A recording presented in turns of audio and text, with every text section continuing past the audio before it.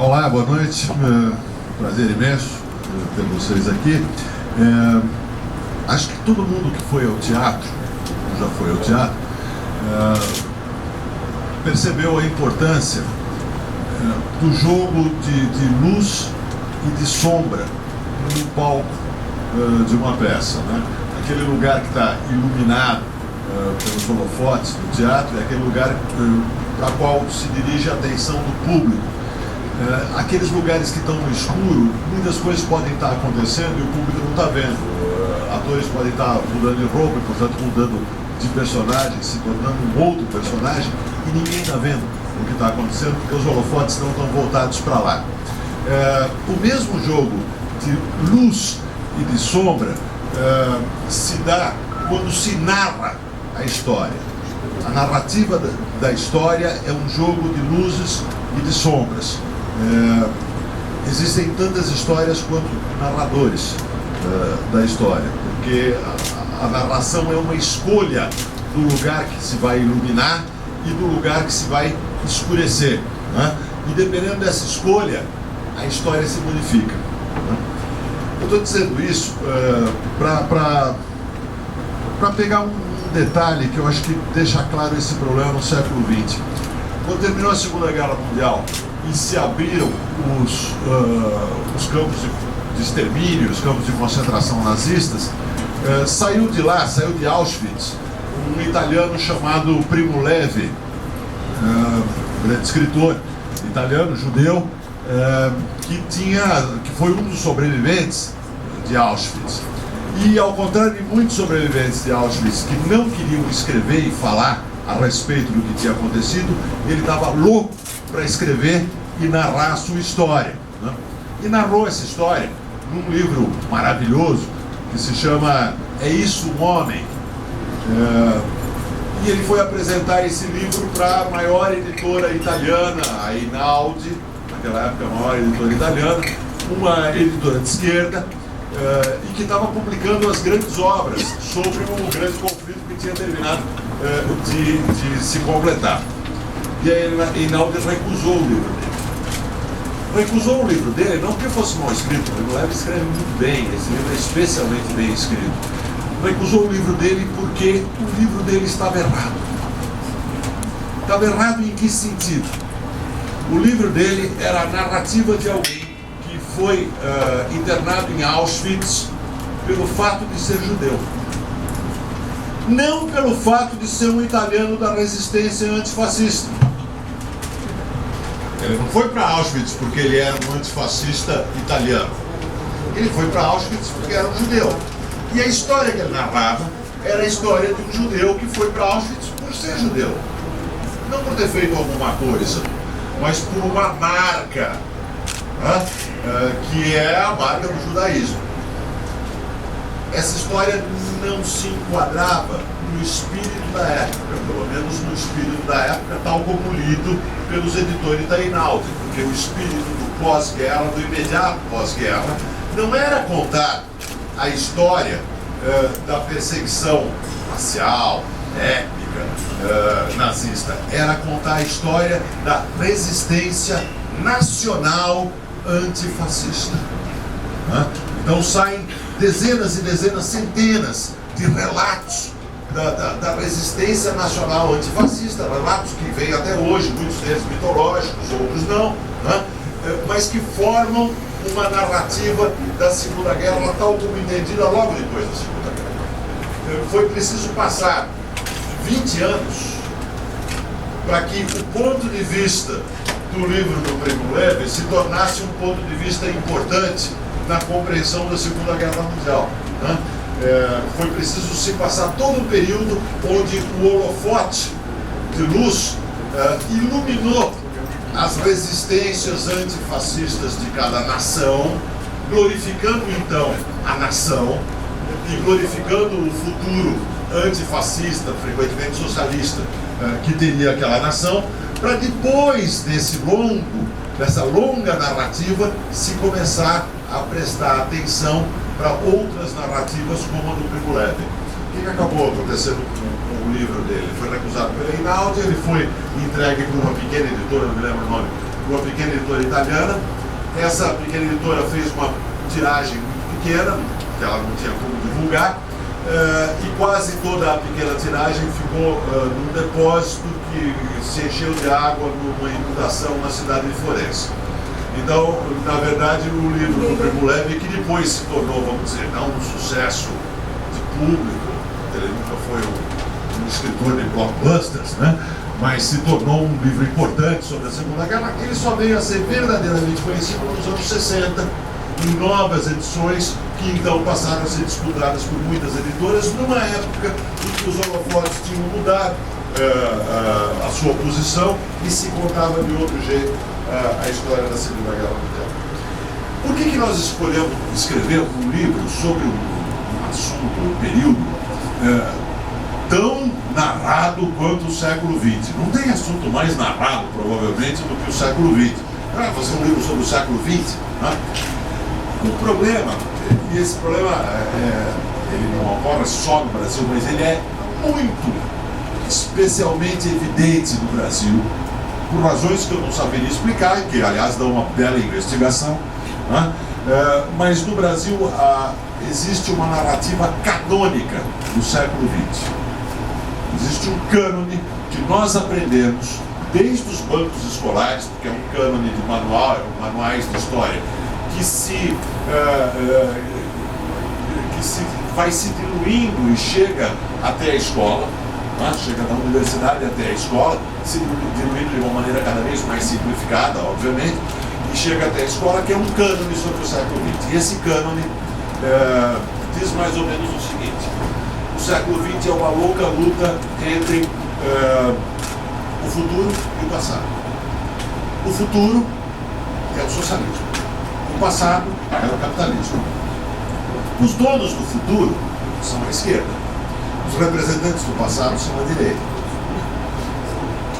Se nós sabemos isso, e se esse é o ponto de partida da nossa história, que é uma história de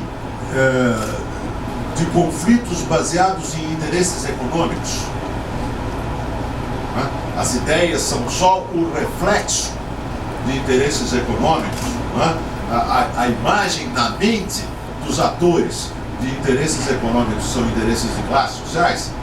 Se esse é o nosso cânone, então o nosso holofote vai iluminar certas coisas e escurecer outras. E então nós vamos chegar à história que Eric Hobsbawm contou na Era dos Extremos, quando se fala do século XX. No Brasil, mais do que na Inglaterra, a Era dos Extremos é um blockbuster no Brasil, não é na Inglaterra. Mas no Brasil se tornou, né, um blockbuster. Esse livro, que é um livro de um grande historiador, eu não estou citando aqui 10 mil manuais que são, vamos dizer assim, simplificações desse cânone. Eu estou citando o cânone de um grande historiador que tem grandes livros, inclusive, com os quais a gente aprende muita coisa.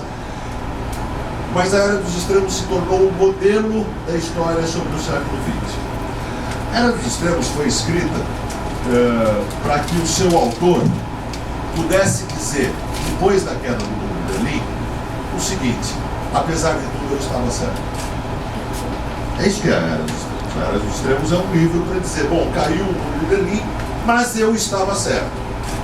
Como é difícil estar certo nessas condições, é preciso um livro inteiro para explicar por que eu estava certo.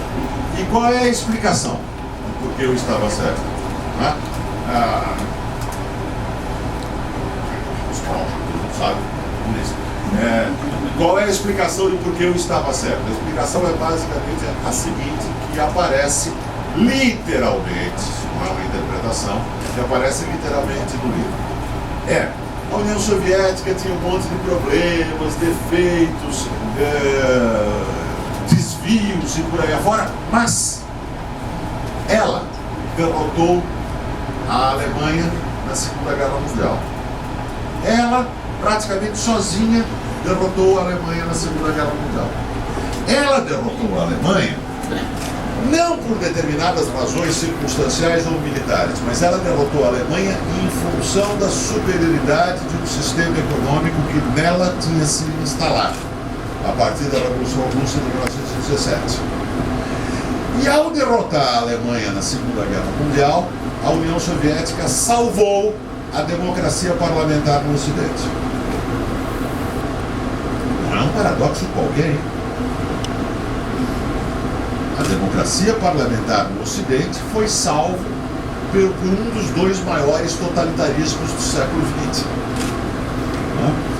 Então, todos os que acham que a democracia é melhor do que o fascismo devem agradecer à União Soviética de Stalin, com todos os seus problemas e desvios, pelo mundo atual ser uma variação, e aí eu estou citando quase entre aspas o Hobsbawm, ser uma variação de temas democráticos e parlamentares e não uma variação de temas fascistas.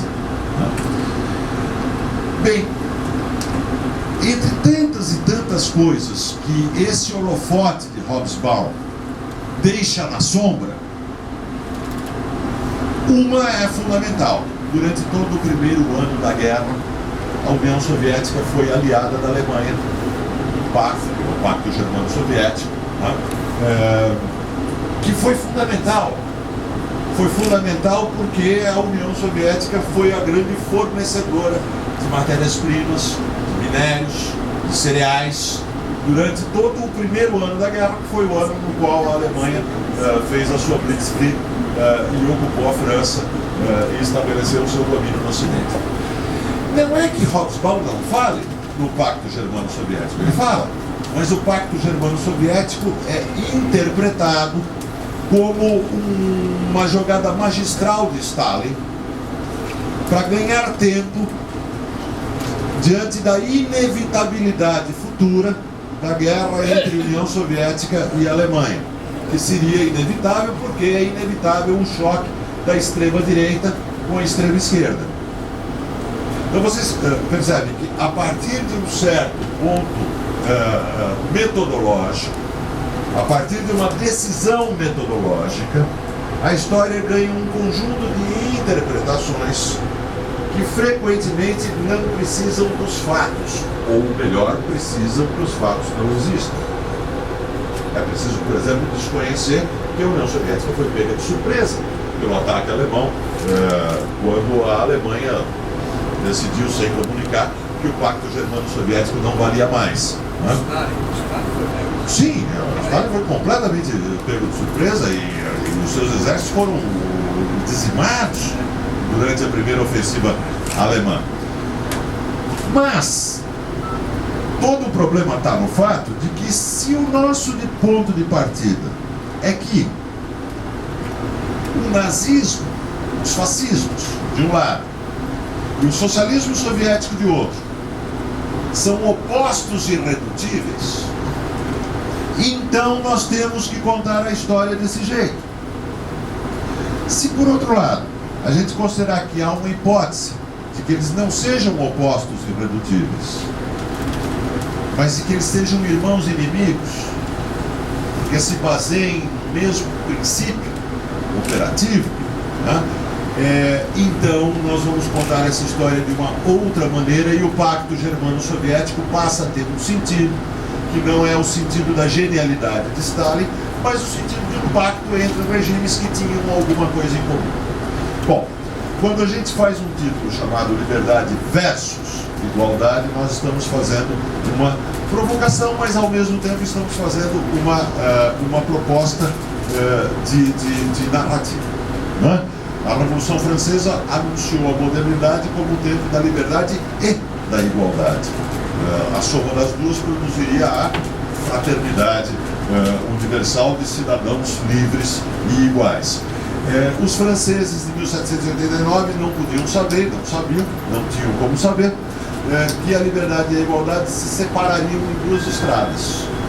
Numa estrada surgiria a família dos partidos liberais, que se apropriaram da bandeira da liberdade e nos explicaram que o grande perigo para a sociedade é o Estado.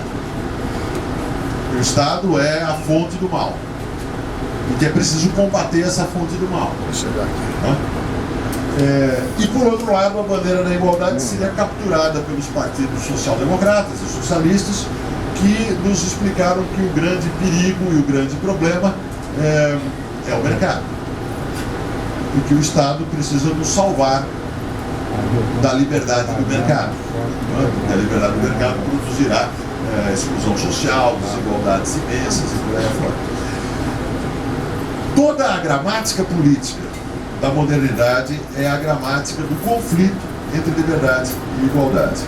A liberdade absoluta só pode existir pela eliminação de qualquer tipo de igualdade. A liberdade absoluta ela é basicamente incompatível com a democracia, coisa que se começou a tornar evidente a partir dos anos 30 do século XX, a partir do crash da Bolsa, da Grande Depressão, quando a ideia de que o Estado precisava intervir, porque sem a intervenção do Estado a sociedade não poderia se manter, ela se destruiria, essa ideia se torna uma ideia dominante no Ocidente, Keynes.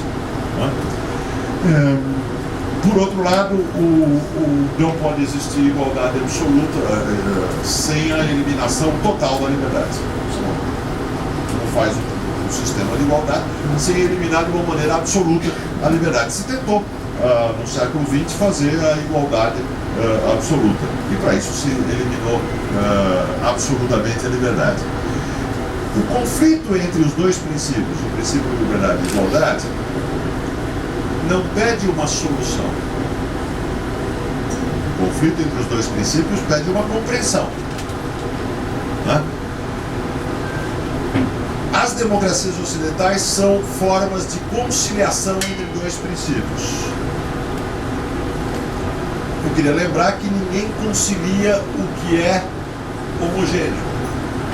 Só se concilia princípios que são heterogêneos, que são contraditórios. As democracias são experiências de conciliação dos dois princípios. Uma experiência de conciliação que é sempre uma experiência de conflito entre partidos, de substituição de partidos, de substituição de propostas políticas. Eu queria fechar, para a gente abrir um rápido espaço de perguntas, não é verdadeiramente um debate isso, dizendo o seguinte: quando se pensa na história contemporânea como a história do conflito entre os princípios da liberdade e da igualdade, então o significado das palavras esquerda e direita se modifica um pouquinho. A igualdade não é só a igualdade social. Essa é a versão da igualdade proposta pelos socialistas. Os nazistas e os fascistas tinham a sua própria versão da igualdade.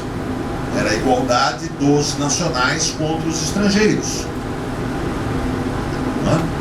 Não é por acaso que os fascismos e os nazismos são profundamente antiliberais e anticosmopolitas. Eles também veem o mercado e o indivíduo como os grandes perigos da sociedade. A sociedade precisa se defender por meio de um Estado forte, um Estado fascista, um Estado nazista, do cosmopolitismo, do individualismo, do mercado livre. Para promover o quê? Uma outra versão da igualdade, que é a igualdade dos nacionais. O fascismo,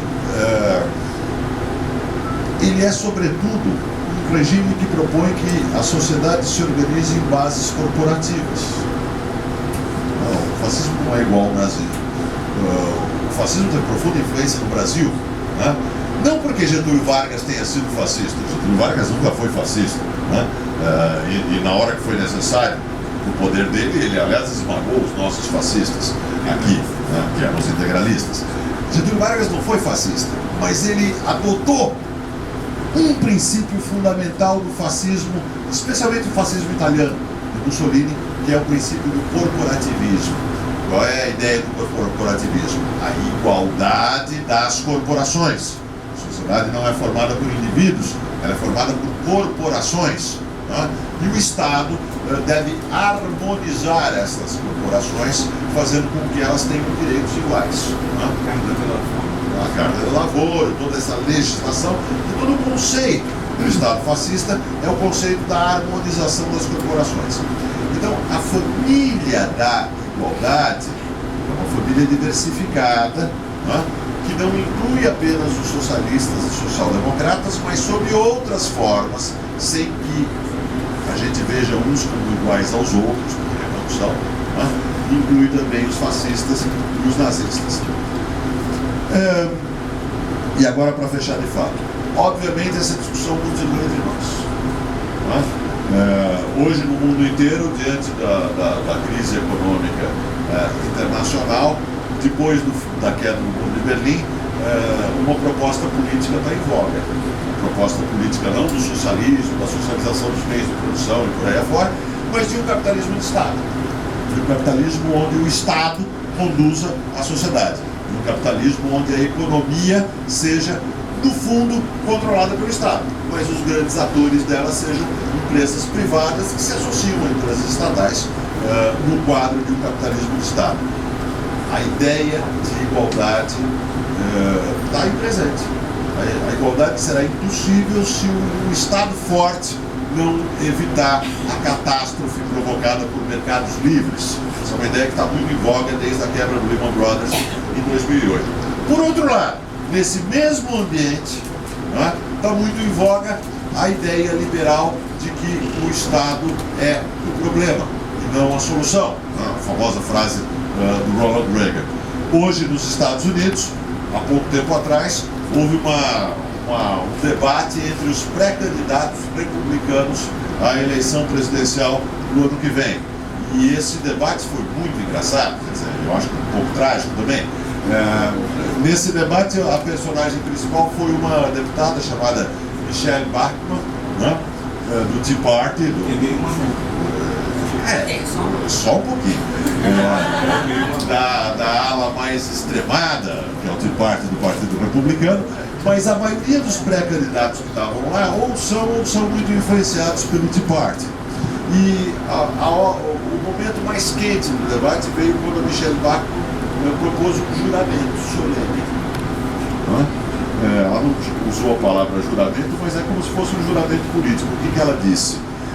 Ela disse o seguinte: se o governo propuser cortes de impostos, cortes de gastos públicos de $10 para cada aumento de $1 nos impostos, corte de gastos públicos de $10 para aumentos de $1 nos impostos, eu votarei contra, porque eu não aceito nem $1 de aumento de impostos para $10 em cortes de gastos públicos.